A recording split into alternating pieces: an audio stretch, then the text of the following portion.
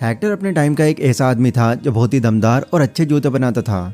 उसके बनाए गए जूतों की तारीफ फ्रांस में भी होती थी, जबकि वो मैक्सिको में काम करता था, क्योंकि लोग ये मानते थे कि हेक्टर एक बहुत ही कमाल का मोची है और उसकी तरह जूते कोई और बना ही नहीं सकता।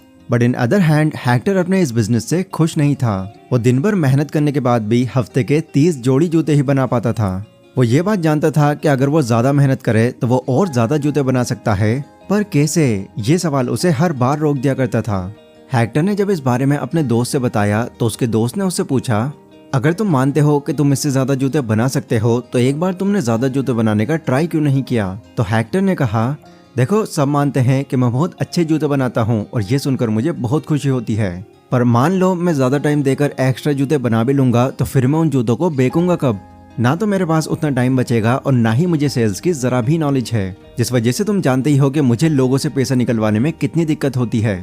अब हेक्टर का दोस्त बहुत अच्छे से जानता था कि जूता बनाना हेक्टर की एक बहुत बड़ी स्ट्रेंथ है, पर इससे ज्यादा ध्यान अब उसका एक सेल्स पर्सन बनने में था, जो उसकी सबसे बड़ी वीकनेस थी। इसीलिए उसका दोस्त सीर्जियो नाम के एक आदमी के पास उसको ले गया, जो कि एक नेचुरल सेल्समैन और मार्केटिंग एक्सपर्ट था। उनसे मिलकर दोनों ने अपनी स्ट्रेंथ और वीकनेस के बारे में बातें की और एट द एंड ये कंक्लूजन निकाला कि अगर हम दोनों मिलकर साथ में काम करते हैं तो इससे हम बहुत फायदा ले सकते हैं। जिसके बाद दोनों साथ मिलकर काम करने लगे। सिर्फ 1 साल के भीतर ही हेक्टर का बिजनेस एक्सपेंड होना शुरू हो गया, क्योंकि ना सिर्फ अब वो पहले से ज्यादा जूते बना रहा था, बल्कि अब वो उन सभी जूतों को अच्छे से बेच भी पा रहा था। पर देखो बात क्या है, अगर कोई अपनी स्ट्रेंथ पर फोकस करे और बाकी चीजों का सॉल्यूशन निकालकर सिर्फ अपने उस काम पर फोकस करे जिसमें वो अच्छा है, तो यकीनन वो अपनी लाइफ में बहुत कुछ कर सकता है। इसलिए सबसे पहली सीख यही है कि आप अपनी स्ट्रेंथ को ढूंढो और उसको इम्प्रूव करते चले जाओ, क्योंकि जब आप ये पता लगा लेते हैं कि आपकी स्ट्रेंथ क्या है, तब आप कई कमाल की चीजें अचीव करना शुरू कर देते हैं। अपनी स्ट्रेंथ का पता लगाने के लिए मार्कस बकिंघम एंड डोनाल्ड ओ क्लिफ्टन की book now discover your strength one of the best book मानी जाती है, जो न सिर्फ आपकी स्ट्रेंथ ढूंढने में आपकी हेल्प करती है, बल्कि हर वो पॉसिबल रीजन आपके सामने रखती है कि क्यों आपको अपनी वीकनेस से ज्यादा अपनी स्ट्रेंथ पर फोकस करना चाहिए, जिसका एक एग्जाम्पल मैंने अभी आपको दिया है। ये वीडियो थोड़ी डीप है, जो शायद आपको थोड़ा बोर कर दे, बट यही वीडियो आपके आने वाले फ्यूचर की डायरेक्शन चेंज कर सकती है। इसलिए बस थोड़ी देर के लिए ही सही इस वीडियो की बातों को बहुत ध्यान से समझना। तो चलिए बिना ज्यादा देर किए इसके और पॉइंट्स को भी जानते हैं। Number 1, achievement. अचीवमेंट एक ऐसी फीलिंग है जिसमें आप ज्यादा काम और ज्यादा गोल्स अचीव करने की इच्छा रखते हैं। जो लोग अचीवर होते हैं उनको ये फीलिंग बहुत पसंद है। वो हर दिन अपने लिए कुछ ना कुछ ऐसा जरूर करते हैं जिससे उनके गोल की तरफ आगे बढ़ते रहने में उनकी हेल्प मिलती रहे। इन केस अगर वो ऐसा कुछ नहीं करते तो वो सेटिस्फाइड भी नहीं होते। अब इस तरह का अचीवर हम खुद को कैसे बनाएं? ऑथर के अकॉर्डिंग ये चीज सिर्फ उन्हीं लोगों के लिए पॉसिबल है जिनके ऊपर किसी भी तरह का प्रेशर या जिम्मेदारी ज्यादा ना हो, मतलब जिनको अपनी मर्जी से काम करने की फ्रीडम हो। ऐसे लोग जितने ज्यादा गोल्स पूरे करते हैं उनको उतनी ही सेल्फ सेटिस्फैक्शन की फीलिंग आती है, और इसी दौरान उनको ये पता लग ही जाता है कि उनकी असली स्ट्रेंथ क्या है। Number 2, adaptability. अडॉप्टेबिलिटी एक तरह से लोगों की स्ट्रेंथ को डिफाइन करती है। जो लोग अडॉप्टेबल होते हैं वो आज में जीते हैं और किसी भी तरह की प्रॉब्लम को फेस कर सकते हैं। अगर आप एक अडॉप्टेबल इंसान हैं तो यकीनन आप अपने मेंटल प्रेशर को भी इफेक्टिवली हैंडल कर सकते हैं। अडॉप्टेबिलिटी का सिंपली मतलब होता है ये समझना कि फ्यूचर अनसर्टेन है और आने वाले टाइम में कुछ भी हो सकता है, और इन्हीं चीज से अलर्ट रहकर ना वो इनइफेक्टिव होते हैं और ना ही अनप्रोडक्टिव तरीके से काम करते हैं। इसीलिए हर कामयाब इंसान में आपको ये एबिलिटी बाखूबी देखने को मिल जाएगी। एक अडॉप्टेबल इंसान बनने के लिए आपको चाहिए कि आपको पैनिक से पैनिक सिचुएशन में भी खुद को शांत रखना आता हो। साथ ही आपके अंदर यह एबिलिटी भी हो कि आप जल्दी से किसी चीज पर रिएक्ट न करते हो। अगर इन दोनों में से कोई भी एबिलिटी आपके अंदर मिसिंग है तो उस पर काम कीजिए। कुछ ऐसा कीजिए जिससे आपकी डेली लाइफ पर बहुत ज्यादा प्रेशर पड़े, क्योंकि किसी इंसान की अडॉप्टेबिलिटी कितनी अच्छी है ये तभी देखने को मिलता है जब उस पर प्रेशर ज्यादा पड़े। Number 3, analytical. जो एनालिटिकल होते हैं वो दूसरों से अलग होते हैं। वो किसी भी बात पर तब तक बिलीव नहीं करते जब तक वो उस चीज का प्रूफ न देख लें। एक एनालिटिकल इंसान किसी भी आइडिया की एक एक लेयर को बहुत ध्यान से देखते हैं और तब तक देखते हैं जब तक वो इसकी जड़ तक ना पहुंच जाए। ये लोग ऐसा इसलिए करते हैं ताकि वो ये जान सकें कि जो आइडिया उनके माइंड में आया है वो सच में अच्छा है और उसमें पोटेंशियल है भी या नहीं। देखो, जब आप नंबर और डेटा को एनालाइज करते हैं तब आप एक चीज को दूसरी चीज से इजीली कनेक्ट कर पाते हैं, जो बहुत इंपॉर्टेंट है। ऑथर कहते हैं कि अपने अंदर एनालिटिकल इंसान की खूबी डेवलप करने के लिए आपको कोई ऐसा काम करना होगा जहां आपको डेटा और नंबर्स को एनालाइज करने का मौका मिले, और इसके लिए आप मार्केटिंग या रिस्क मैनेजमेंट से रिलेटेड कोई भी काम कर सकते हैं, क्योंकि ये कुछ ऐसी फील्ड्स हैं जिनकी मदद से एनालाइज करने के टैलेंट को और भी इम्प्रूव किया जा सकता है। नंबर 4, ट्रस्ट यानी कि भरोसा।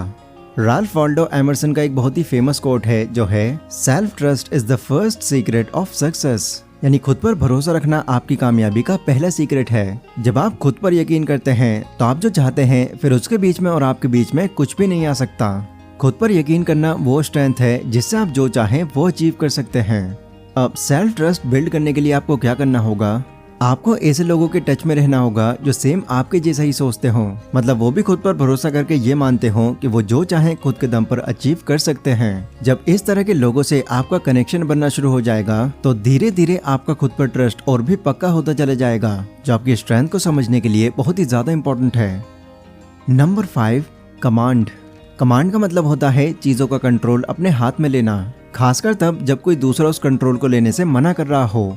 ऑथर कहते हैं कि जिसके अंदर भी कमांड लेने की एबिलिटी होती है उसके सामने कैसी भी सिचुएशन आ जाए वो नहीं घबराते और ना ही बड़ी प्रॉब्लम्स को देखकर वो बैकआउट करते हैं, बल्कि वो तो सिचुएशन में अपने साथ साथ अपनी टीम को भी मोटिवेट करते हैं और उन्हें काम करते रहने के लिए एनकरेज करते हैं। वो दूसरों पर दोष जमाने या वो ज्यादा एक्सपीरियंस रखते हैं ये शो करने की बजाय वो सिचुएशन की रिस्पॉन्सिबिलिटी खुद लेते हैं। कमांड लेने वाले लोग सेंसिटिव से सेंसिटिव बातों को भी बहुत अच्छे से कह देते हैं, जिससे दूसरे उनकी रिस्पेक्ट करते हैं और उनको दिल से अच्छा मानते हैं।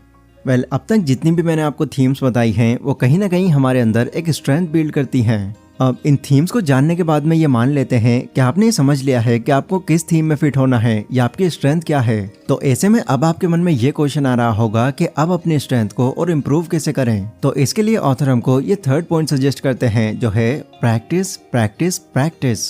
देखो, ट्रस्ट करना, एनालिटिकल थिंकिंग रखना, चीजों की कमांड अपने हाथ में लेना कहीं ना कहीं आपका नेचुरल टैलेंट या फिर यूं कहें कि नेचुरल स्ट्रेंथ होती है। बट जब आप किसी ऐसे स्ट्रेंथ पर फोकस करने के बारे में सोचते हैं जो नेचुरल टैलेंट नहीं है, तब आपको अपने लिए स्ट्रेंथ को इम्प्रूव करने का एक ही रास्ता बच जाता है जो है प्रैक्टिस। मतलब आपको अपनी स्ट्रेंथ को अपनी पावर बनाने के लिए उस पर कंटिन्यूसली प्रैक्टिस करनी होगी। जैसे मान लो कि आपको इंग्लिश स्पीकिंग बहुत अच्छी आती है और अब आपको उसे और स्ट्रॉन्ग बनाना है, तो उसके लिए सिर्फ क्लासेस लेने भर से आपका काम नहीं चलेगा। आपको रेगुलरली हर वो चीज या फिर हर वो एक्टिविटी करनी होगी जो इंग्लिश से रिलेटेड हो, जैसे मूवीज देखते वक्त हॉलीवुड मूवीज देखना, बाकी इंग्लिश स्पीकर से बातें करना, अपने आसपास की चीजों को देखकर उनके इंग्लिश सेंटेंस सोचते रहना एंड और भी बहुत चीजें। एंड इसी तरह बाकी चीजों की प्रैक्टिस करने का भी यही तरीका है। आपको उस काम में तब तक अपने आप को इन्वॉल्व करके रखना है जब तक कि वो काम आपकी स्ट्रेंथ न बन जाए। पर हाँ, एक इम्पॉर्टेंट बात याद रहे कि आपके और आपके इस काम के दौरान एक डेडलाइन भी होनी जरूरी है। मतलब आपको उस काम को एक पर्टिकुलर टाइम तक करना है और देखना है कि डेडलाइन आने तक सिर्फ आप उस काम को झेलते आ रहे हो या फिर अब आपको उस काम में मजा आने लगा है, क्योंकि बहुत से ऐसे भी काम होंगे जो आपके लिए बने ही नहीं होंगे एंड उनमें अगर आप कंटिन्यूअसली मेहनत करते चले जाएंगे तो एक टाइम ऐसा भी आएगा जहां आप इस काम को करने की वजह से बहुत ज्यादा डिमोटिवेट हो जाएंगे। इसीलिए अपने काम में डेडलाइन सेट करना बहुत ज्यादा इंपॉर्टेंट है। तो आई होप अपनी स्ट्रेंथ को आइडेंटिफाई करने में इस वीडियो से आपको काफी हेल्प मिली होगी। और हाँ, अगर आप इस वीडियो को शुरू से लेके अब तक देखते आ रहे हो तो स्टिल आपके अंदर एक बहुत बड़ी स्ट्रेंथ है जो है फोकस करने की स्ट्रेंथ। और जिन भी लोगों ने यहाँ तक इस वीडियो को देखा है वो कमेंट सेक्शन में आई हैव दिस स्ट्रेंथ जरूर लिखें एंड उनको मैं कुछ ना कुछ रिप्लाई जरूर दूंगा। ये वीडियो गाइज अगर आपको पसंद आई हो तो इसको लाइक और शेयर जरूर करें। इसी के साथ कमेंट सेक्शन में आप लोग मुझे बता सकते हैं कि अगली वीडियो आप कौन से टॉपिक पर चाहते हैं। और अभी के लिए बस इतना ही। Stay safe, stay healthy, take care.